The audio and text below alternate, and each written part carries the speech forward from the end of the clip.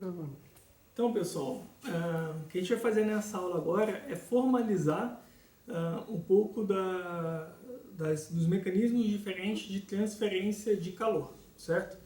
Bom, o calor ele pode ser transferido entre o sistema e a vizinhança ou entre dois sistemas diferentes, depende da definição, por três diferentes mecanismos, que são eles a condução, a convecção e a radiação, certo? Aqui no nosso curso nós vamos analisar mais detalhadamente o processo de condução, certo? Ou seja, transferência ou transmissão de calor por condução. Convecção e radiação, vocês vão ter oportunidades em outras partes do curso de vocês de estudar mais a fundo o que é cada um deles. Mas só para exemplificar, quando a gente fala de uma transmissão de calor, por exemplo, por condução, que a gente vai analisar mais detalhadamente aqui, quando a gente está falando de condução de calor, a gente está falando da transferência de energia através de um corpo, certo? Então, por exemplo, quando eu pego uma colher metálica e coloco ela numa água fervendo, lá vou mexer uma água fervendo, aquela colher vai se aquecer. Por quê? Nós vamos ter um processo de condução de um ponto que está a temperatura mais alta até o outro que está com temperatura mais baixa, certo? E com isso vai ter o aquecimento daquele corpo por um processo de condução de calor, certo? A convecção, diferentemente da condução, a gente está falando no movimento de massa para transferir aquela energia. Por exemplo, quando eu ligo o ventilador, a gente sente aquela sensação de temperatura mais baixa, que é a sensação térmica diferente de fato da temperatura quantitativa, mas aquela sensação que a gente tem é por conta do processo de convecção, ou seja, o ar está sendo movimentado daquela forma que faz com que tenha aquela sensação de temperatura mais baixa. Ou quando você coloca a água para ferver, por exemplo, coloca a panela em cima do fogo, o processo de aquecimento ali se dá por convecção, porque estando o fogo embaixo, a parte de baixo da panela, ou a água que está embaixo, ela vai se aquecer mais rapidamente. E aí, consequentemente, ela se aquecendo, a densidade dela vai diminuir, ela vai tender a subir. E aí, a que está mais frio em cima vai baixar. E esse processo de movimentação, que inclusive, dependendo da situação, você consegue enxergar isso ocorrendo, a gente chama de convecção, certo? E aí vocês vão ter a oportunidade de estudar isso mais a fundo em algum momento do curso de vocês. E o terceiro mecanismo de transferência ou transmissão de calor é por radiação, que é a transferência de energia que se dá por ondas eletromagnéticas, que é como, por exemplo, a energia do Sol chega até nós. Nós não precisamos de um corpo físico ou de um meio de propagação, diferente do calor, da transferência por condução ou convecção. Nesse caso, por radiação, tem-se essa transferência por ondas eletromagnéticas, certo? E aí, mais uma vez, vocês vão ter oportunidade de estudar isso mais a fundo no decorrer do curso. Vamos analisar, então, mais detalhadamente aqui o processo de transferência ou transmissão de calor por condução, certo? E para analisar matematicamente, vamos pegar aqui um sistema, uma ilustração, para a gente tentar descrever mentalmente o que está ocorrendo ali e chegar em algumas igualdades matemáticas, certo? Então imagina aqui que eu tenho dois reservatórios térmicos, um temperatura mais alta e outro temperatura mais baixa. Só para lembrar, o que é reservatório térmico? O reservatório térmico é aquele sistema que, ao ter fluxo de calor dele para fora ou para ele, ou no sentido inverso, a temperatura dele não vai mudar. Ou seja, a capacidade térmica ou capacidade calorífica desse cara tende ao infinito. Por exemplo, uma sala com um ar-condicionado ali separado da parte externa por uma parede. A gente pode considerar que aqui dentro e lá fora é como se fossem reservatórios térmicos, porque aquele ar-condicionado ele vai estar atuando só ali dentro e não lá fora. Certo? Então aquilo ali ter uma ideia do que tem esse conceito de reservatório térmico, que a gente já deu outros exemplos também em alguns vídeos anteriores. Certo? Então tenho esses caras aqui, e aí entre esses reservatórios térmicos eu tenho uma placa. Coloquei uma placa aqui. Uma placa, pegando essa placa aqui, só para colocar as medidas dela, ela tem espessura L, que seria essa medida aqui, e aí a área dela é igual a A. Então, como se eu pegasse esse bloquinho e encaixasse ele aqui entre esses dois reservatórios térmicos, certo? E aí, ou por essa placa, está sendo conduzida energia na forma de calor. A gente sabe bem que o calor ele vai fluir do corpo ou do sistema de temperatura mais alta para de temperatura mais baixa, e a gente vai entender bem isso lá na segunda lei da termodinâmica, certo? Mas a gente pode dizer que aqui tem um fluxo de calor nesse sentido. Tudo bem?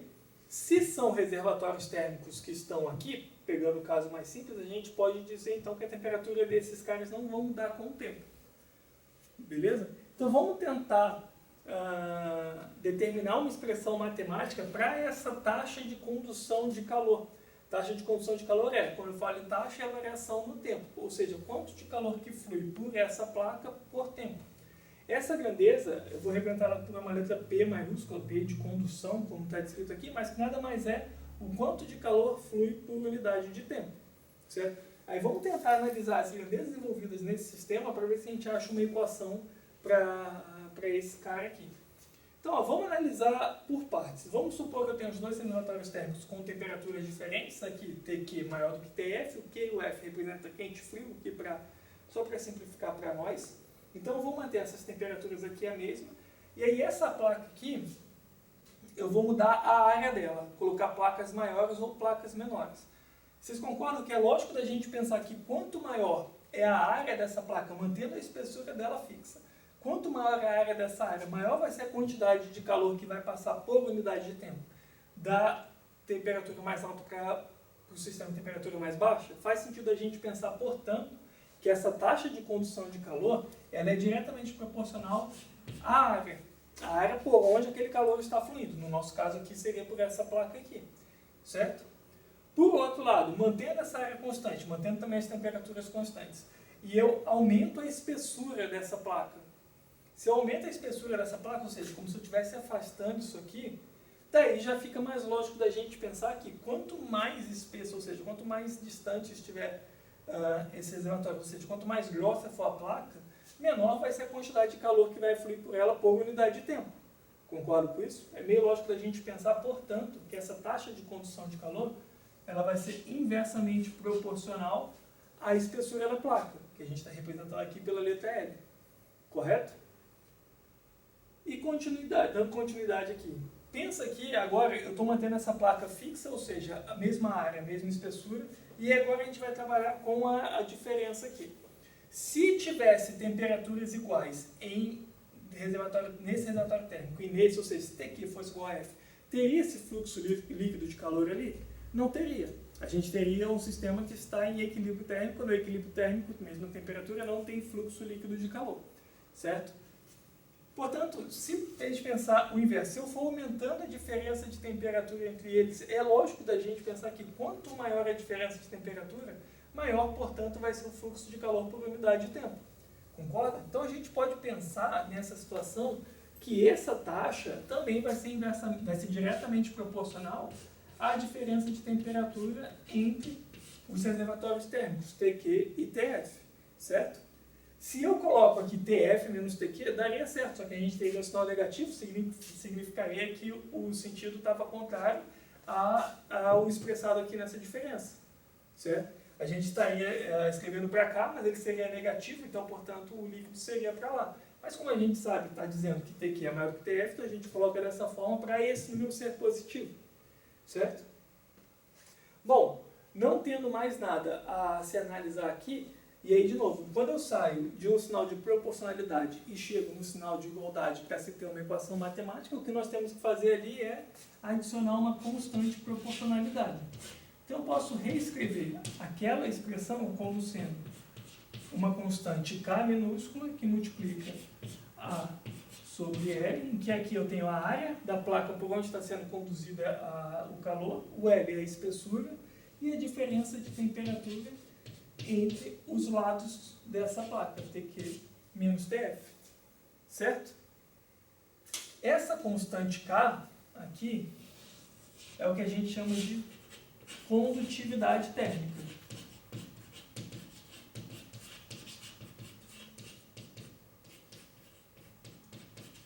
E aí, só para a gente entender um pouco a natureza, é lógico da gente pensar.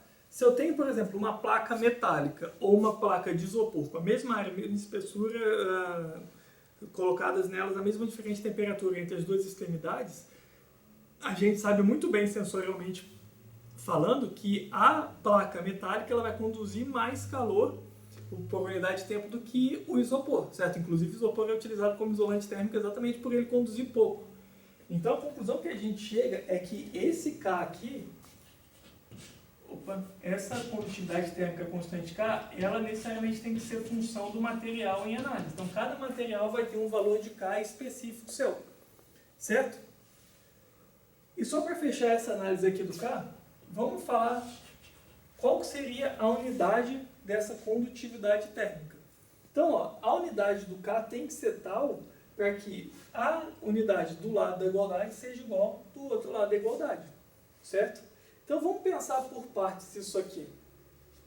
Qual que seria a unidade desse lado aqui? Seria a unidade de energia, porque calor é uma forma de energia, dividido por unidade de tempo. No SI, isso aqui daria joule por segundo. Joule por segundo é watts, certo? Então isso aqui é watts, depois a gente pode mudar isso. Aí eu vou ter que ter uma unidade tal de K, que a gente quer descobrir, que multiplicado por unidade de área, diferença de temperatura e espessura, dividido por espessura, tenha que dar joule por segundo. Então, qual que é a unidade de área? Metro quadrado. A espessura dele, metro. E a diferença de temperatura pode ser Kelvin, mas aqui poderia ser graus Celsius, porque como eu estou falando de diferença, graus Celsius e Kelvin tem aquela coincidência numérica que a gente já falou nos vídeos anteriores. Mas vou colocar Kelvin aqui para ficar no SI, certo? O quadrado eu posso cortar com esse aqui.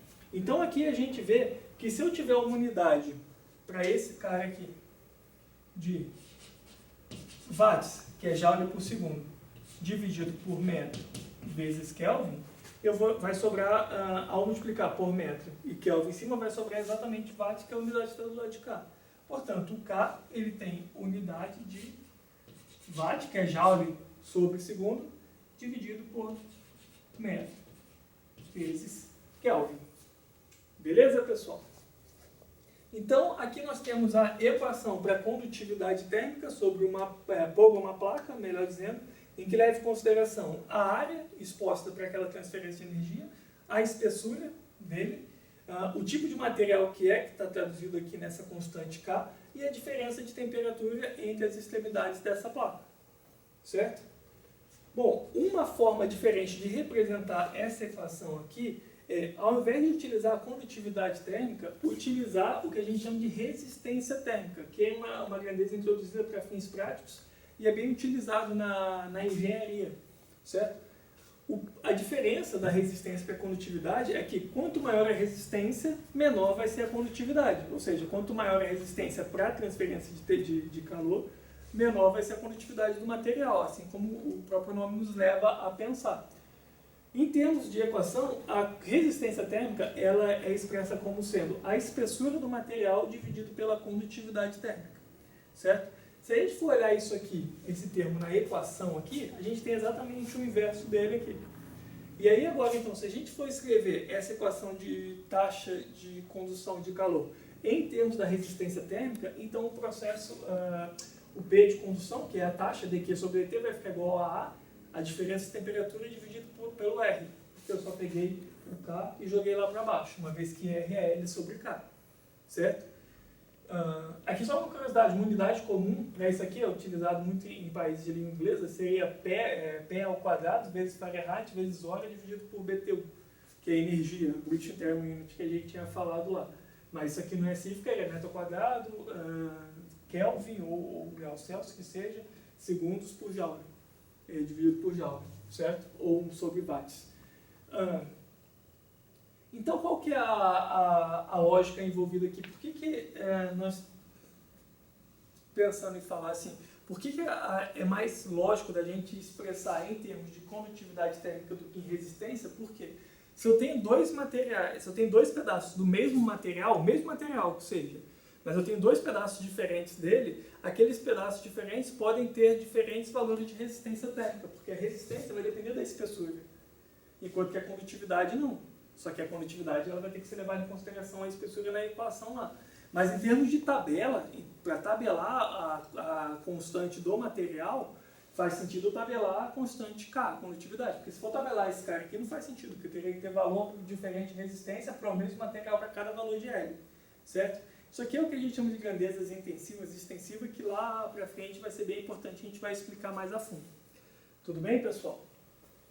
Bom, esse daqui então é a equação, essa daqui é a equação para a taxa de condução de calor quando eu tenho apenas uma placa separando os dois reservatórios térmicos.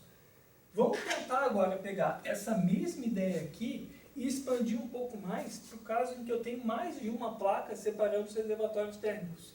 Ou seja, vamos ver agora a condução por placa composta. Então aqui é a seguinte, eu tenho aquela mesma situação dos reservatórios térmicos, porém entre esses reservatórios térmicos eu tenho não apenas uma, mas duas placas, certo? De dois materiais diferentes aqui, vamos pensar, material 1 e material 2, em que o material 1 vai possuir uma condutividade térmica K1 com uma espessura L1 e o material 2 uma condutividade K2, condutividade térmica, obviamente, e uma espessura L2, certo? Bom, nessa situação também a gente sabe que o calor vai ser conduzido novamente do corpo de temperatura mais alta para o de temperatura mais baixa, certo? Vamos tentar agora expressar a taxa de condução de calor para essa situação aqui, tudo bem? Nessa situação, a gente parte da ideia que nós temos um processo estacionário. E é óbvio da gente pensar isso. O que significa isso? Significa que a quantidade de calor que flui por unidade de tempo na placa 1 tem que ser igual da placa 2, porque se tivesse diferença da quantidade de calor que flui por tempo, o calor seria acumulado em uma das placas, o que não faz sentido, porque daí ela ia se aquecer mais, e aí ela se aquecer e aumentar a taxa de condução de calor, uma vez que ao aquecer, aumenta isso aqui, porque a gente viu que esse termo ele é proporcional à diferença de temperatura. Então vai se chegar a um ponto que a gente vai ter um processo estacionário. Processo estacionário que a gente vai ter essa igualdade aqui, que a taxa de condução de calor no corpo 2 é igual à taxa de condução no corpo 1, que é igual à taxa de condução total, certo? Que a gente não vai ter acúmulo em nenhum dos pontos, certo? Então vamos partir dessa igualdade aqui para ver se a gente chega numa equação para a taxa de condução de calor num sistema de placa composta, certo? Para isso, uma vez que a gente tem a igualdade em cada um dos corpos aqui, 1 e 2, vamos escrever então a taxa de condução de calor como se fosse uma placa simples, como a gente fez antes, separadamente, e daí depois a gente faz a igualdade entre eles, certo? Então, ó, escrevendo, portanto, para o corpo 2 aqui, como que seria a equação para a taxa de condução de calor nesse cara? Seria a constante condutividade térmica dele, vezes a área em que está exposta aqui, dividido pela espessura, L2 dele, certo?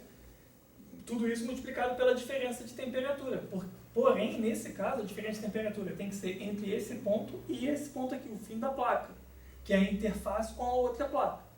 Então, a temperatura nesse ponto aqui, vou chamar ela de Tx, que é a temperatura na interface. Interface entre essas duas placas, certo? Então, a equação ficaria tudo isso aqui multiplicado por Tq menos Tx.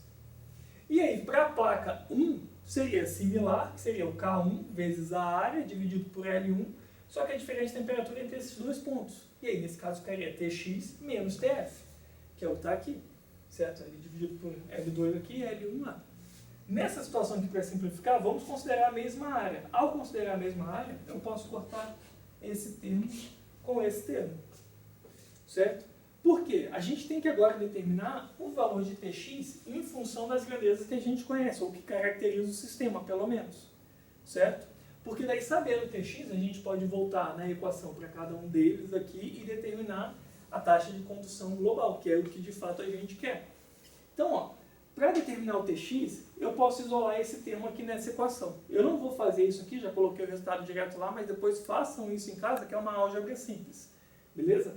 Mas fazendo o desenvolvimento matemático, a gente chega aqui, para Tx, a equação fica K2L1 vezes a temperatura mais alta, o reservatório térmico mais quente, mais K1L2 vezes o mais frio, a temperatura do reservatório térmico mais frio, tudo isso dividido por K1L2 mais K2L1, certo? Antes de seguir com essa equação, eu quero fazer uma análise rápida aqui, ó. Vamos pensar pela lógica. Vamos pensar que eu tenho aqui uma temperatura Tq e Tf, mas vamos supor que eu tenho duas placas do mesmo material com a mesma espessura. Então, ó, se eu fosse fazer uma espécie de gráfico para a temperatura aqui, é lógico a gente pensar que a temperatura aqui ela teria um valor Tq. Se eu for pensar aqui num eixo aqui para a temperatura, e essa temperatura Tf ela vai diminuir, certo? No caso simples, ela vai diminuir linearmente. Foi como a gente viu pela equação aqui. A gente vê que ela diminui linearmente. Nesse caso aqui, para chegar aqui no Tf, né? Tq até Tf.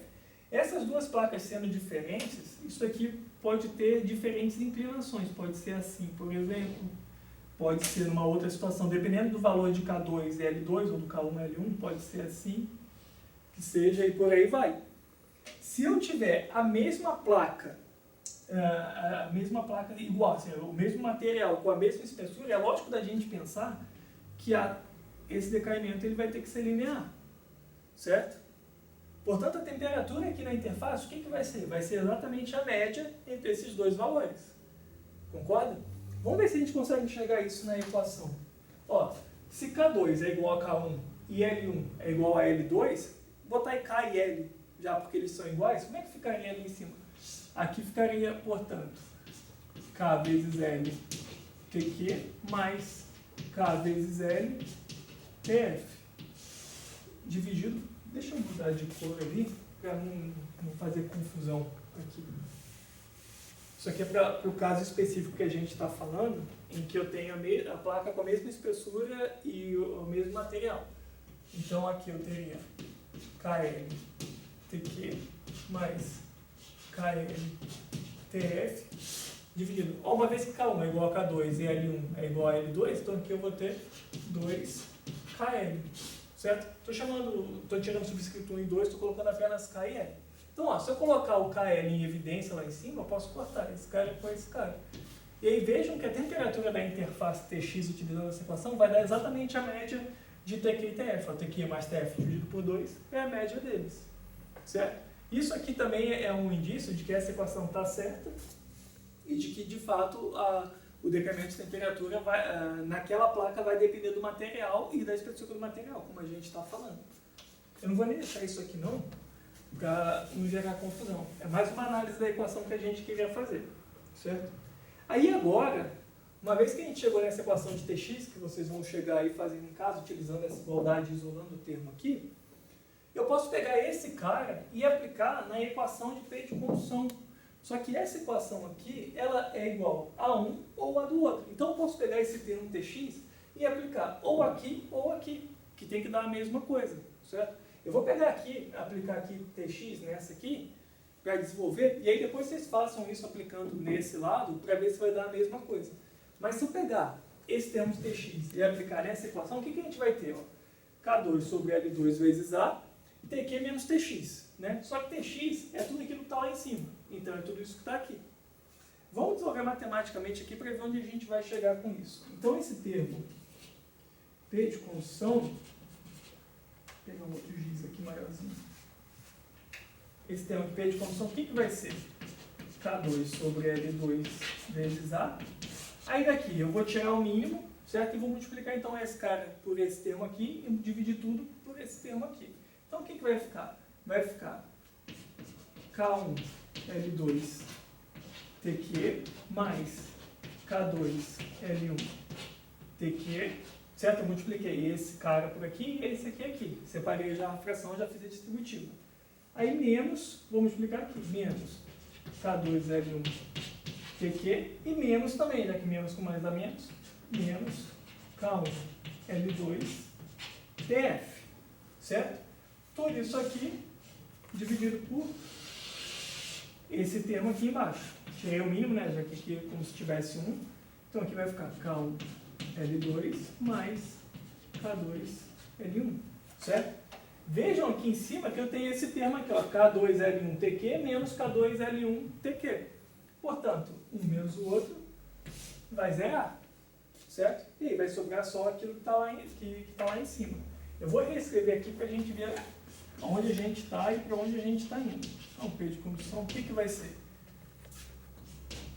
K2 sobre L2A, que multiplica todo esse termo aqui, ó, K1L2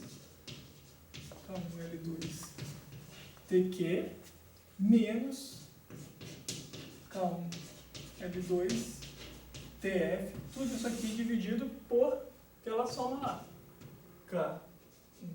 K1L2 mais K2L1, certo? Vejam que aqui em cima eu tenho o mesmo termo multiplicado dos dois lados, então eu posso colocar ele em evidência. Aí, ao colocar em evidência, vejam o que vai aparecer aqui. Então, eu vou escrever K2 sobre L2 vezes A. Aí eu vou colocar aquele termo em evidência. Então vai ficar K1 L2, certo? Está multiplicando aqui. E aí já vou colocar ele dividido aqui por esse termo. Vai ficar K1 L2 mais K2 L1.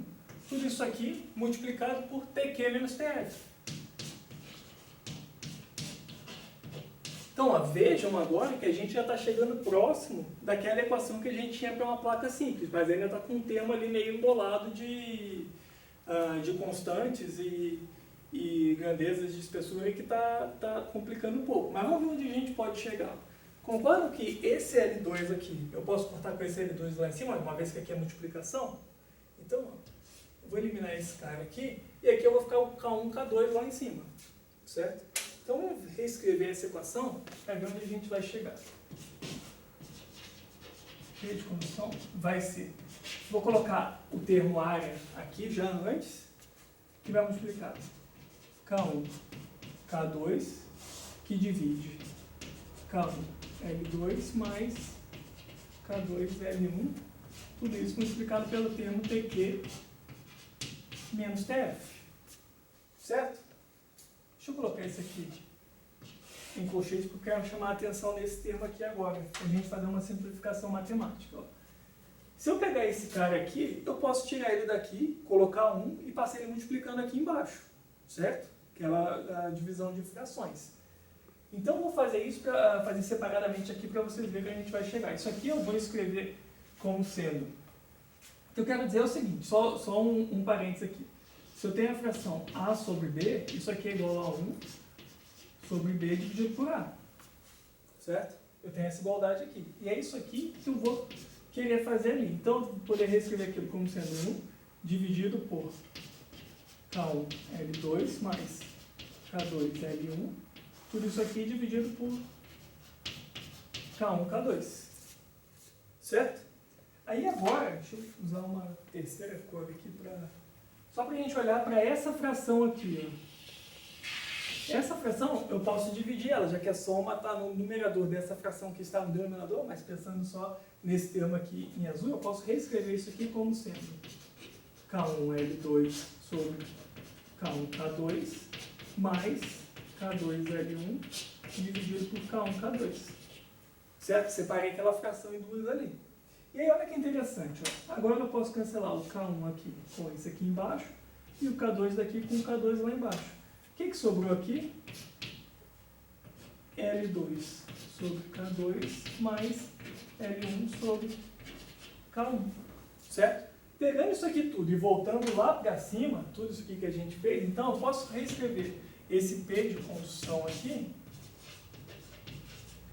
como sendo o A, certo? Aí esse termo aqui é o que a gente chegou aqui, né? É 1 sobre isso aqui, né?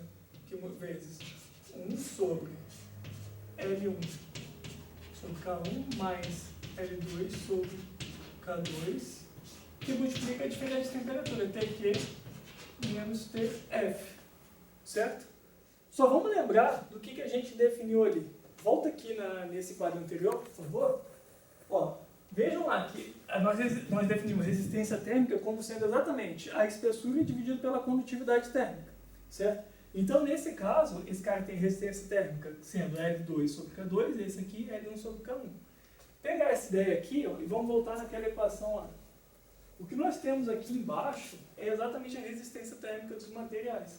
Então, eu posso reescrever aquela equação como sendo A sobre R1 mais R2, que multiplica TQ menos TF, certo? Então, isso aqui é a equação para a placa composta, que é muito similar à da placa simples ali, ó. Só que aqui embaixo eu vou ter a somatória das resistências térmicas, certo? Então, se eu quiser expandir